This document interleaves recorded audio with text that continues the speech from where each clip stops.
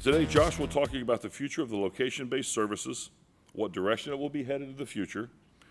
He'll take the stage for the next 15 minutes, and then Jennifer Van Grove will be joining him for Q&A. So please welcome with me the CEO of Gowalla, Josh Williams.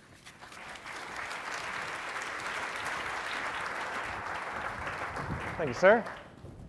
Good afternoon. I guess it's like evening. Wow, this is about as late as I like going on, because normally at this point the only people left are the conference organizers. So I only have, I guess, 15 minutes to go through what I have to go through, and so normally I have a habit of putting slides of Hugh Jackman interspersed into my deck simply for kicks and giggles, but since Hugh evidently cannot compete with Pete's hair, I have omitted them for the sake of time and also Hugh's humility. So I guess they asked me to come and talk about kind of the future of location-based services, or where are we going? And I'm going to take this kind of in three parts. The first part's a little bit of a background of how we came about building Gowalla, because in a lot of ways it was somewhat accidental. And then the next two parts will be what I believe are some of the fads that we perceive have driven the location-based space, and then what I really believe is the future moving forward. So with that, we'll dive in. The preface on this whole story is when I proposed to my wife, I did so through a scavenger hunt. And oddly, we're actually doing a scavenger hunt tomorrow, and the two actually aren't connected, but I think it does, for us, it was a scavenger hunt from like the place, I led her from place to place to place, of like coffee shops and restaurants and retail stores that were of somewhat importance to us at that point in our life. And when it was all said and done, I actually proposed to her in front of a Crate and Barrel store in the middle of a shopping mall in Raleigh, North Carolina. And Dave Morin, if you know him, proposed to his fiancee Britt like flying an airplane over a beach in the Maldives. And needless to say, I'm glad I got mine out first, because Dave kind of put us all to shame. But I think it speaks to the fact that there are these places in our life that become important touch points or stories that we like to share with other people. The birth point for Gowalla really came from a visit to South Lake Tahoe about 2.5 years ago. And this is a photo I took on my iPhone at the time. This is the first iPhone that had GPS in it. And I caught this image, and I remember sitting there. I just gotten off the phone with my dad, and I thought, I wish there was a way that I could package this moment and share it with him, almost like sending a postcard back to my friends and family saying, I wish you were here, much more so than a status update that would fall off the bottom of a Facebook page, or something that would just hit Twitter and then be gone, but with a sense of permanence, almost even a little bit of bragginess that would go with it. And I pulled out a sketch pad and a pen and ended up drawing a few sketches right there on the spot of what it would look like if there was a passport on your phone. And the working title was Destinations, and I took this back to my co-founder Scott. We've been dabbling in social games on Facebook, and we were really looking to do something on mobile and maybe less driven by encouraging people to sit on their duff for 6 to 10 hours a day, but instead getting people outside and exploring the world. And I guess there, after that visit and this idea of the passport, there were really three things that stuck in my mind that I remember growing up that reminded me of the places that were important. And one of them, incidentally, was actually Epcot Center here in Disney World. And when I was about 6 years old, I had come here with my family, and I remember every one of the countries around the pavilion I collected a flag from. And there was kind of this mental thing of like remembering, oh, we made it to every one of those places, and there was a significance. One of the other ones that stuck in my mind was ski area pins. And again, as a kid and as a teen, going from ski area to ski area, you might remember those little patches or pins that you get in your hat. And it was a little bit of this token of those places that had significance in your life. And the last one is up on the screen right now, is this charm bracelet that belonged to my mom. And this she amassed on a European vacation over about 8 to 10 weeks, where each one of these charms is significant of a city that she visited. So there's a little boy doing a handstand for Dusseldorf and a windmill for the Netherlands. And she could tell you the stories, like reading the rosary on this charm bracelet, again, of these places that were important to her. And we're not much of a tchotchke or collecting generation anymore, but the mentality that exists of wanting to share the stories that go along with place is still very much alive and well. And I think that's, again, some of the touch points that inspired Gowalla. We dove into basically creating these beautiful passport stamps for all the landmarks of the world, everything from your Tier 1 Seven Wonders type of places to the football and baseball stadiums and also airports. Like, obviously, we've crowdsourced over 3 million locations now with Gowalla, and looking for the places that people visit most often is how we actually surface the places that we go back and we end up doing this custom artwork for. And of course, we're pretty stoked to be able to partner with Disney World as well. And when we had the opportunity to work with them, it was in some ways seeing that vision come full circle. When we launched Gowalla, I don't think we really expected it to be the success that it was. And of course, when we launched it a little bit over 2 years ago, we had no idea that within 3 days that Dennis and Naveen were going to launch Foursquare at the same time. And so there was a bit of this, I think people looked at the space now of, wow, there was check-in and there was badges and there were some common threads that existed. And this is what was driving kind of the location-based space forward in ways that some of the previous services had not. But I think if we put too much attention on checking in or the game mechanics, we miss out on actually the bigger stories that are going on here. So that's what I'd like to go through right now. Checking in is kind of the first thing that I feel like we grasp onto of saying this is different than, say, Latitude, where it was a blinking light on a map, or even some of the other services that came along that were much more map-based. The check-in was more of a status update that related to place. And so Facebook got everybody comfortable with this idea of status updates that were a little bit more short form than a blog. Twitter reduced that to 140 characters, and then checking in was like the dumbest form whatsoever of just saying, I'm here. And I think it greased the wheels of giving people a way to very quickly and easily communicate where they are going. And the next thing you know, fast forward a year and a half, we check into everything now. It's not just places. And I'm not even sure who coined the term to begin with. I know Brightkite was using the word check-in at some point, and I think if you go back, it was in use even before that. But we latched onto it, and now we're to this place where you can check into the TV shows that you're watching, and to the people that you're meeting, and to altered states of consciousness. And I wonder at what point do we overload on checking in? People even talk now about, oh, is there check-in fatigue? And I don't necessarily buy into that so much, but I do think that without a value of real payoff, people are going to get tired of just checking in for check-in's sake.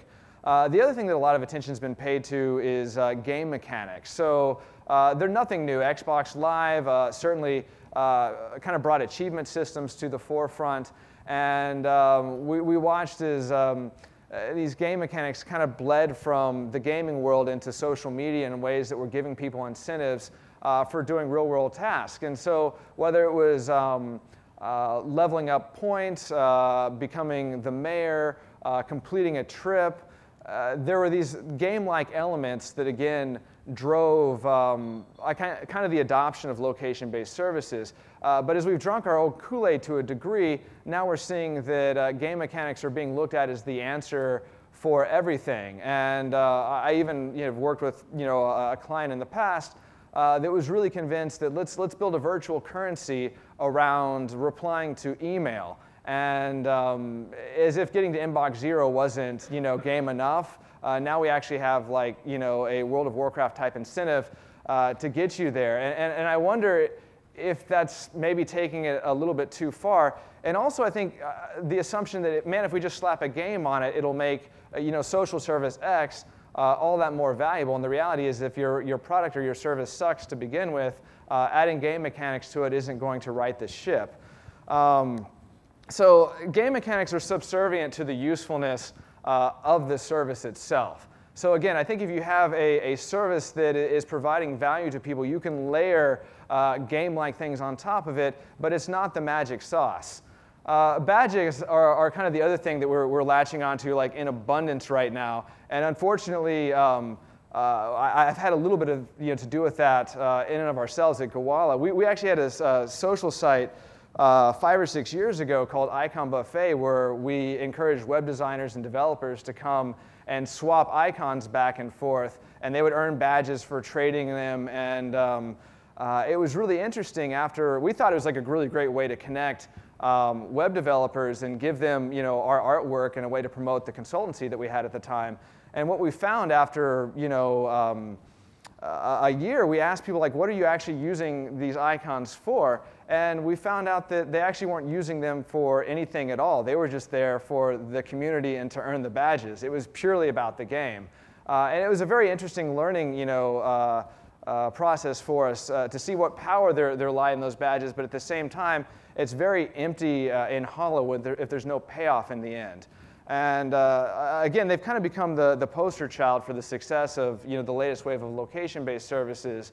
But if it's not backed up with real-world value, badges are bullshit. And there's an aspect of getting these beautiful little icons that's pretty and fun. And yes, it signifies maybe I've been to a bunch of coffee shops or I visited Sweden. But I'm not convinced that in the long run, fast forward 2 years from now or 5 years from now, or certainly not 10 years from now, if we can convince people to share the places that they're going in exchange for digital eye candy, there has to be more to it than just that. And I would argue in the end that social validation is the primary driver for any sort of activity on the web, whether that's getting likes on a post, a link that you put up on Facebook, or tweeting something in order for it to be retweeted, or again, uploading photos to Flickr to be favorited. This is one of my favorite apps right now. How many of you are familiar with Epic Mix? A couple people in the audience. So Epic Mix is a social service for skiers, and it was done by Vail Resorts. And if you have a Vail Resort lift ticket, it has RFID. You go through the gate, and they actually take care of logging how many runs, how many vertical feet you ski in a day, where you go.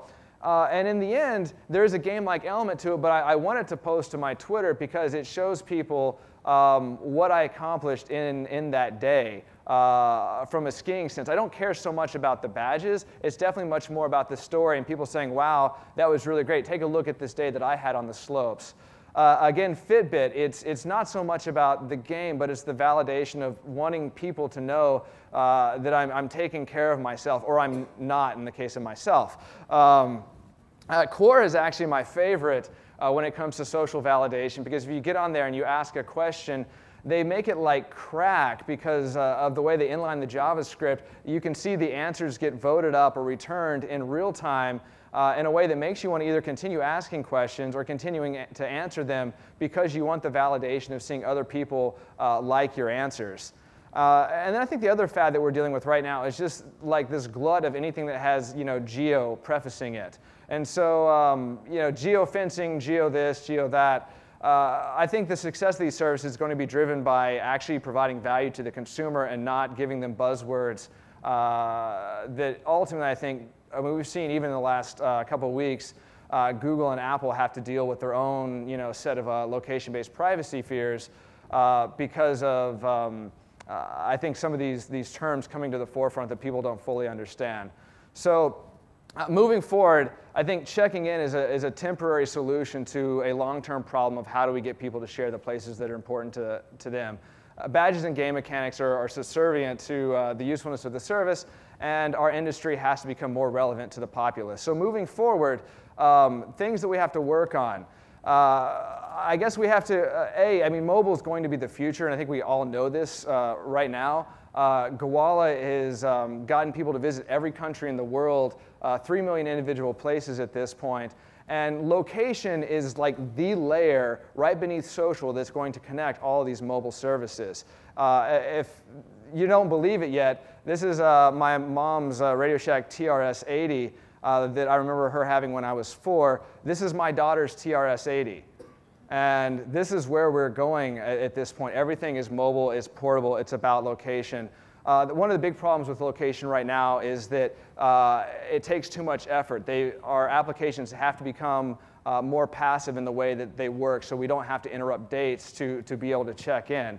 I'm also a big fan of campaigns that push forward ideas of social good. Obviously, Obama is presidential campaign and the Iran election were big examples of social media being used in a way that captured the attention of massive audiences and not just kind of the niche who are here. Social good in general, I think that there's been a case made that it's not the responsibility of businesses right now to solve this, but I think that that's also bullshit. If you go out and you're creating a business that in some way, shape, or form isn't benefiting society as a whole, then you're missing the boat. Tom's Shoes obviously is a very great example of that, and I think something that has inspired us a bit moving forward. For us, obviously getting people to explore the world, fewer than 30% of Americans have a passport, and there's something if we can at Gowalla inspire people to go out and explore other places, that's a good thing. Again, I think that gamification is kind of a dirty word, and I hope that we can actually put an end to it.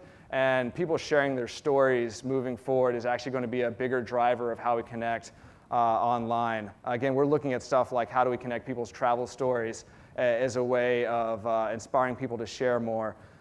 This is actually Toy Story Mania, which is one of my favorite things here at Disney. And these are all photos that were taken by Gowalla users here on site. And I think the stories that are associated with this drive far more activity and use than any sort of game mechanic ever will. And I have a killer's quote thrown in here for fun. In the end, we want people to go out and explore because we're human, not because we're being robotically programmed or incentivized by the web. Community also, I think, is a big driver of these services moving forward. And again, I mentioned that we've crowdsourced our entire location-based database at this point. Moving forward, what does this mean for, I think, location-based services in general and campaigns that you're running on there? How do you bring the double rainbow? How do you provide more meaning than just I'm checking in? How do you, for us, we talk about finding the extraordinary in the everyday. How do we surprise and delight people when they check in, tell a story, or share a photo, and how do we inspire them to go out and discover and share the world with their friends? For you, I would encourage you to create campaigns that drive real value to real people, build communities and delight them, connect them with the real world, and inspire people to do the extraordinary. So with that, thank you very much.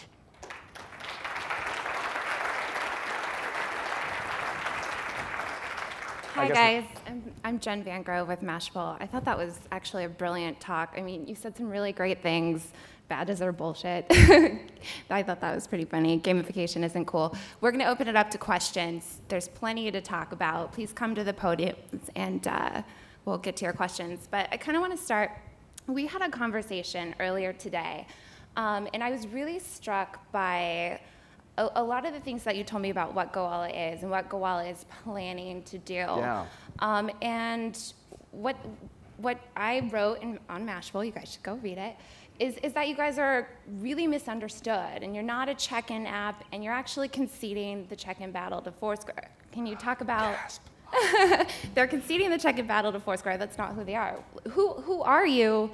And why are you okay with them having the check-in? I think it kind of goes back to our roots and wanting to tell a little bit of a deeper story. And for us, it was this idea, again, of this passport and how do we get kind of this highlight reel of the life. And I think Foursquare's actually done a really good job of incentivizing, that's a bad word too, check-ins and very much like a loyalty card thing. And in the end, for us, what we're noticing, as people have used our service in the way that we've intended, you end up with these trains of thoughts where it's not just, for instance, earlier this year, I went on a road trip, and 4 of us drove to Utah over several days, and we went to national parks and some roadside eateries, and we ended up with all this great data that in so many ways was tied to check-ins. But what we realized that each of us had these individual paths that were kind of unchained from each other. And what we wanted was that entire experience as it relates to those places almost in one big album. And so we've been rewriting the underpinnings of Gowalla to allow us to do that in much more interesting ways. But in that process, you realize that check-in in and of itself is kind of limiting for the type of service that we want to build. So now we're having to kind of rethink things all the way up to the client level to figure out how do we make the best user experience. Very interesting. All right, let's take a question. So with either whether it's for checking in or telling stories, a lot of location-based apps have been relying on habits from users. Yeah. How do you how are you guys planning on really making checking in on Gowalla and telling your story with because I think the Photos app, like you showed with the Toy Story, is one of the biggest factors because that's a great way to tell a story. So how do you kind of get into the subconscious of people to continuously tell their story wherever they go? I think there's two things at play. One is this aspect of can you get people to change their story, and that's almost a big discussion in and of itself. So how do we get people to go to new places instead of just the old favorites? But the other, I think, is simply a matter of like checking in the way that we know it right now is actually too difficult. It's too much friction, and a lot of that's technological in the sense that I have to pull out my phone, I have to wait for the phone to locate me, I have to select a place, then I have to check in, then I have to upload a photo, and it's like 7 steps. And if people get that in their mind, they start thinking, man, is it worth checking in? I'm on a date, this is kind of a hassle, my girlfriend's going to think I'm a nerd. And the challenge for us now is like, how do we make that much easier? And one of the things, like I'm a big fan of color, and it's been maligned because of the funding thing, but they've made it incredibly easy to open the phone, and if you figure out the user interface, you can within 2 seconds take a photo and it's gone into your feed.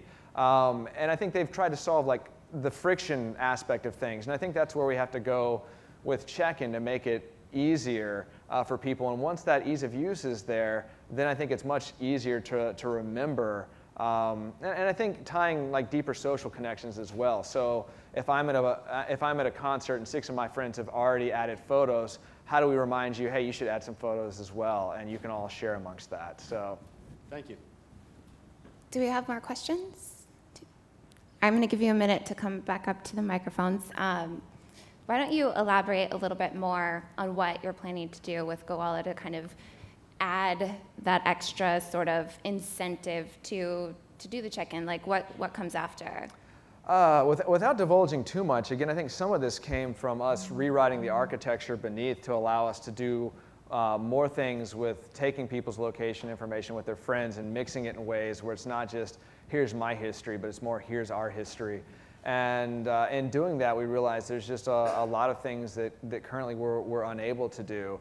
And we're really looking at this idea of albums. It's something we're talking about a lot. And we've released some of this on our website right now.